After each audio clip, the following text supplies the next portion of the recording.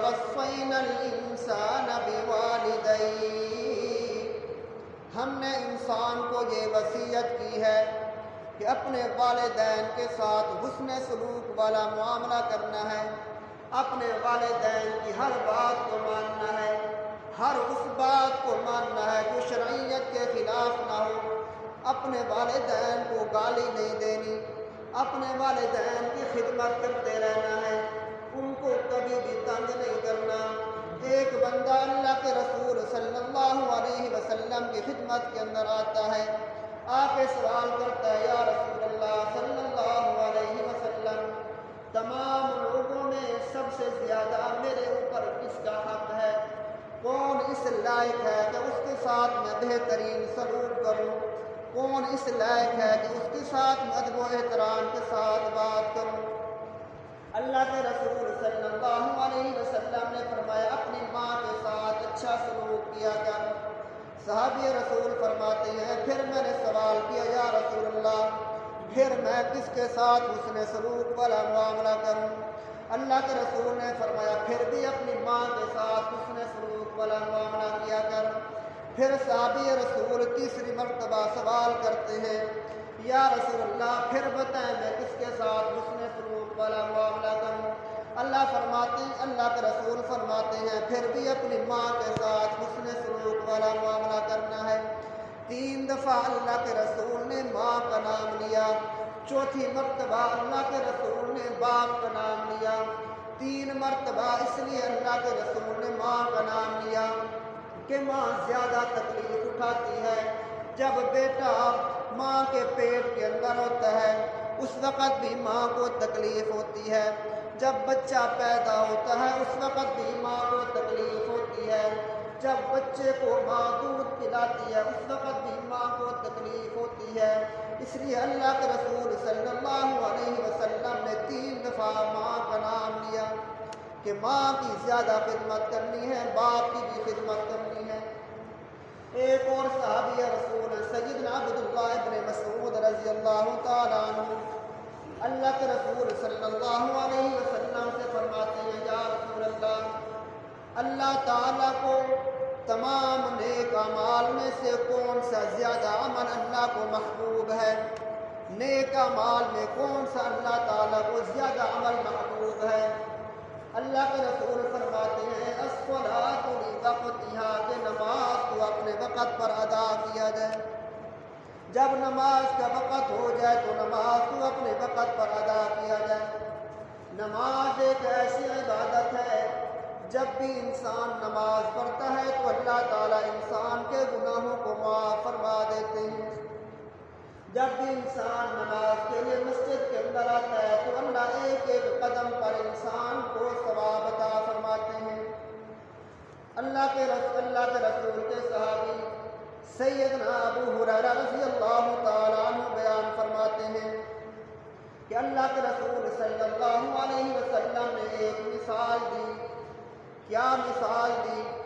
صحابہ اکرام سے پوچھتے ہیں، اے میرے صحابہ، مجھے یہ تو بتاؤ، ایک بندہ جس کے گھر کے سامنے ایک نہر جاری ہوتی ہو اور وہ دن کے اندر 5 دفعہ اس نہر سے غسل کرتا ہو، اس نہر سے نہاتا ہو، کیا اس کے جسم پر کوئی میل کچیل باقی رہے گی کہ نہیں رہے گی؟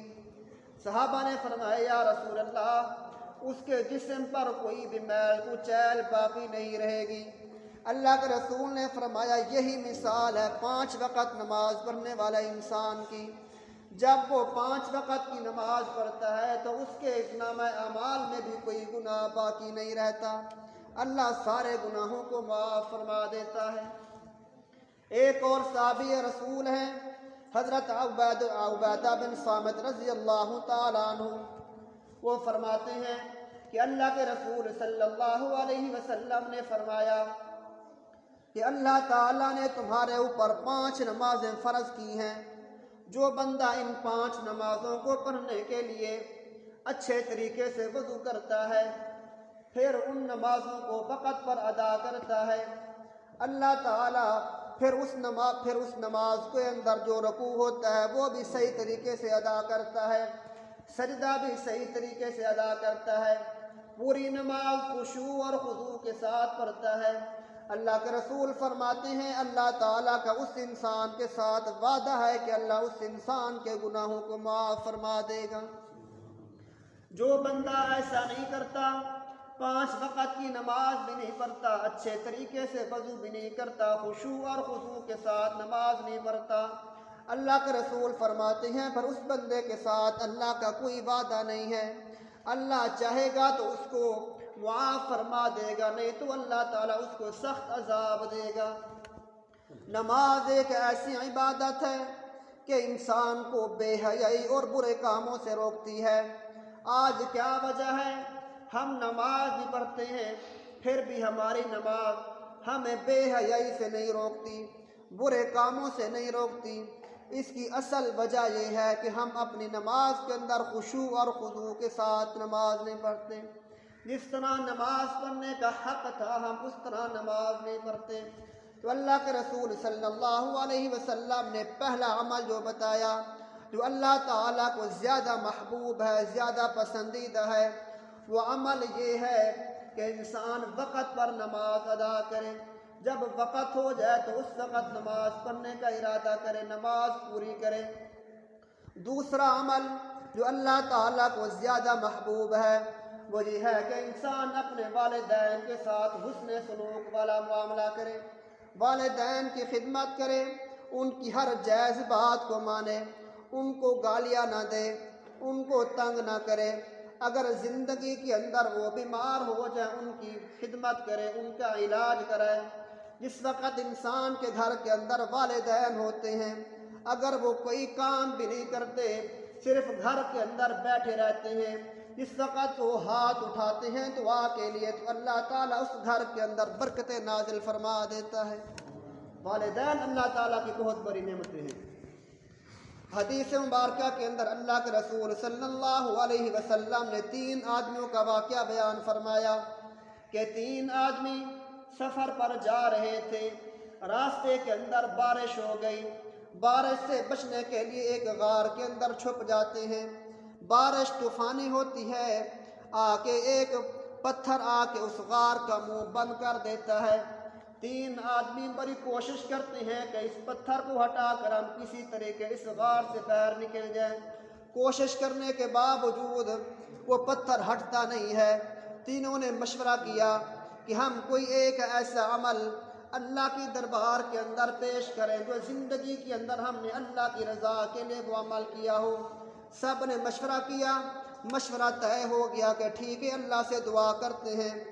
ایک انسان ایسا ہے اللہ سے دعا کرتا ہے، یا اللہ تجھے پتہ ہے کہ میری زندگی کے اندر میرے والدین بوڑھے ہو گئے تھے، میرے والدین تھے، میں ان کی خدمت کیا کرتا تھا، سارا دن میں بکریاں چراتا تھا، جب میں بکریاں چرا کر گھر واپس آتا تھا سب سے پہلے میں اپنے والدین کی خدمت کیا کرتا تھا، دودھ نکال کر پہلے اپنے والدین کی خدمت کے اندر پیش کرتا تھا، پھر اپنی ماں، پھر اپنی بیوی کو پیش کرتا تھا، پھر اپنے بچوں کی خدمت کرتا تھا۔ اے اللہ تو جانتا ہے کہ یہ عمل جو میں نے کیا وہ تیری رضا کے لیے عمل کیا، میں خالص تیری رضا کے لیے میں نے وہ عمل کیا تھا۔ ایک دن ایسا ہوا کہ میں بکریاں چراتے چراتے دور چلا گیا، میں جس وقت گھر کو دیر سے آیا میری ماں بھی سو رہی تھی، میرا باپ بھی سو رہا تھا، میں نے آ کے بکریوں کا دودھ نکالا، اپنے والدین کی خدمت کے اندر پیش کیا۔ جب میں گیا تو میرے والدین سو رہے تھے، میری ماں بھی سو رہی تھی، میرا باپ بھی سو رہا تھا، میں نے ان کو جگانا اچھا نہیں سمجھا، ساری رات تک میں ان کا یہ دودھ کا پیالہ ان کے سرہانے کے اوپر کھڑا رہا کہ جس وقت یہ رات کو اٹھیں گے بھوکے سوئے ہیں، ان کو بھوک لگے گی، یہ کھانا کھائیں گے، ان کو میں دودھ پیش کر دوں گا۔ یا اللہ تو جانتا ہے میرے بیوی بھی بھوکی تھی، میرے بچے بھی بھوکے تھے، میں نے اپنی بیوی بچوں کو دودھ نہیں پلایا، صرف اپنے والدین کی خاطر۔ یا اللہ تو جانتا ہے کہ یہ والا عمل میں نے صرف تیری رضا کے لیے کیا تھا، تیرے علاوہ میں نے کسی اور کے لیے نہیں کیا تھا، میں تجھے اس عمل کا واسطہ اور وسیلہ دے رہا ہوں، تو ہمیں اس غار سے نجات عطا فرما۔ اس بندے نے جس وقت یہ دعا کی اللہ تعالیٰ نے اس پتھر کو ہٹا دیا۔ والدین کی خدمت ایک بہت بڑی نعمت ہے۔ اللہ کے نبی ہیں، اولو العزم پیغمبر ہیں، سیدنا موسیٰ علیہ السلام ایک دفعہ اللہ سے دعا کرتے ہیں، یا اللہ مجھے میرا وہ ساتھی عطا فرما، میں اس اپنے ساتھی کو دیکھنا چاہتا ہوں دنیا کے اندر جو میرے ساتھ جنت کے اندر بھی میرا ساتھ دے گا۔ دنیا کے اندر میں اپنے اس ساتھی کو دیکھنا چاہتا ہوں۔ اللہ کے نبی کی دعا اللہ نے قبول فرما دی۔ سیدنا موسیٰ علیہ السلام کو اللہ نے فرمایا، اے موسیٰ پیغمبر، فلاں بستی کے اندر چلے جاؤ، فلاں شہر کے اندر چلے جاؤ، وہاں ایک گلی ہوگی، اس گلی کے اندر ایک دکان ہوگی، دکان کا صحیح کی ہوگی، وہ دکاندار جو وہاں بیٹھا ہوگا وہ تیرا جنت کا ساتھی ہے۔ سیدنا موسیٰ علیہ السلام اللہ کے بتائے ہوئے راستے کے اوپر چلے جاتے ہیں۔ جس وقت جاتے ہیں وہ بندہ وہاں بیٹھا ہوتا ہے، دکان پر گوشت بیچ رہا ہوتا ہے۔ سیدنا موسیٰ دیکھتے ہیں کہ یہ اس کا کون سا ایسا عمل ہے جس کی وجہ سے یہ میرے ساتھ دنیا کے اندر ہوگا۔ دیکھتے رہتے ہیں کہ شاید یہ گوشت پورا تولتا ہوگا، غریبوں کو زیادہ دیتا ہوگا، اس لیے یہ میرے ساتھ جنت کے اندر جائے گا۔ دیکھا یہ بھی کوئی بات نہیں تھی۔ اس وقت نماز کا وقت ہو گیا، اس نے نماز پڑھی، شاید یہ نفل زیادہ پڑھتا ہوگا، عبادت زیادہ کرتا ہوگا، اس لیے جنت کے اندر یہ میرے ساتھ ہوگا۔ یہ بھی کوئی بات نہیں تھی، جیسے عام نماز ہوتی ہے اس نے وہی نماز پڑھی، زیادہ عبادت نہیں کی۔ شام ہو جاتی ہے، وہ کسائی تھوڑا سا گوشت کپڑے کے اندر لپیٹ کر گھر کو چل پڑتا ہے۔ سیدنا موسیٰ علیہ السلام بھی اس کے ساتھ پیچھے پیچھے دیکھتے ہیں کہ میں دیکھوں تو صحیح نہ اس کا کون سا عمل ایسا ہے جس عمل کی وجہ سے یہ میرے ساتھ جنت کے اندر جائے گا۔ اس وقت گھر کے اندر وہ کسائی پہنچ جاتا ہے، کونے کے اندر ایک کمرے کے اندر ایک بوڑھی ماں سو رہی ہوتی ہے۔ یہ کسائی جاتا ہے، جا کے اپنی ماں کی خدمت کرتا ہے، وہ جو گوشت لے کے آیا تھا اس کی یخنی بناتا ہے، اس یخنی کو اپنی ماں کو پیش کرتا ہے، ماں کو پلاتا ہے جا کے۔ پھر جس وقت اس کی ماں نہ سن سکتی ہے، نہ صحیح دیکھ سکتی ہے، نہ صحیح بول سکتی ہے، اس وقت خدمت کر کے وہ چلا جاتا ہے۔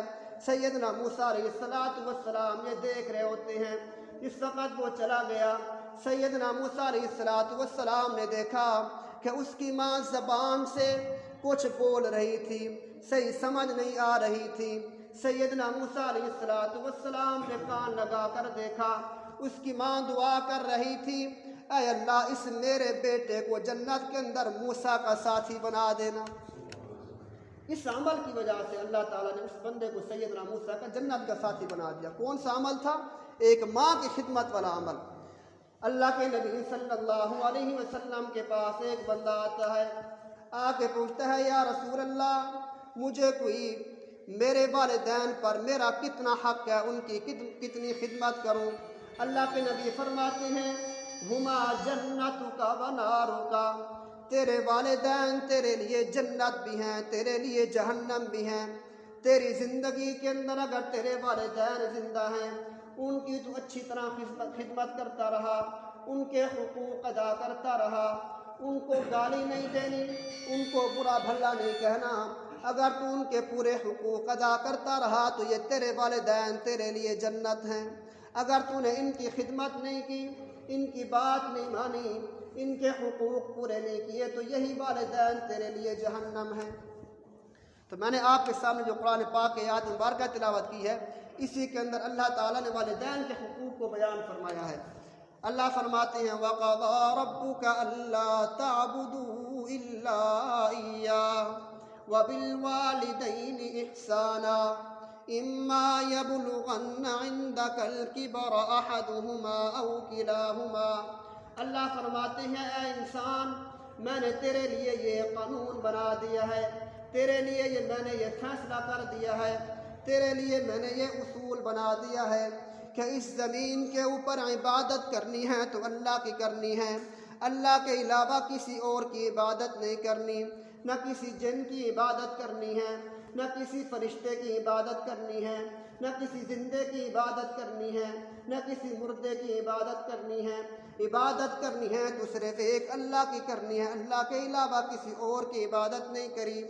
دوسرا اللہ نے جو قانون بیان فرمایا وَبِالْوَالِدَيْنِ احسانا، کہ والدین کے ساتھ حسن سلوک والا معاملہ کرنا ہے۔